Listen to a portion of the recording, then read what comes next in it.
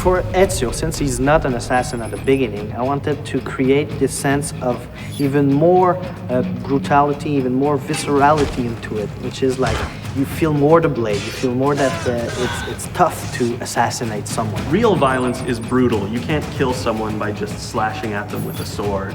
You know, when you kill someone, there's an effect. Your weapon reacts, you know, gets stuck in their bodies. You know, they react to being hit. This is really one of the core concepts of combat. We want to just push it to the point where every time people see a move, they're like, well, you want to show your friends. So you bring them over and you say, look at this man do it, and they're all like, oh my God. That's what we wanted to bring. Another thing we wanted is to make fight better, but also make it so that fight wasn't the only tool in the game. So in AC2, there will always be an option for escaping. You have to play smart. You can't always fight every fight because you're going to lose. So you have to pick and choose your battles. So there's going to be 3 guards archetypes in the game. The first one being the brute. The brute is going to be a huge challenge in terms of fighting. It's going to be strong. They are not very smart. They're your typical kind of big oafs.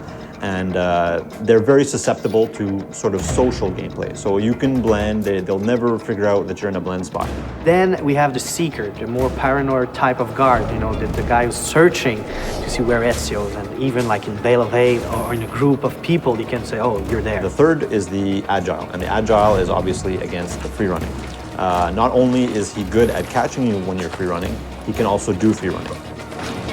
The other thing that's really cool about the archetypes is that each one uses a special weapon. You can actually steal people's weapons now. By stealing the archetype's weapons will unlock a whole new set of combat attacks. Okay, this is a type of guy, he has a spear, you know, spears are long, so I can grab it and take it from him and kill someone else. Whereas a brute is heavily armored and you can pound on it all day long with your weapon and not really get anywhere. You've got to be clever to beat this kind.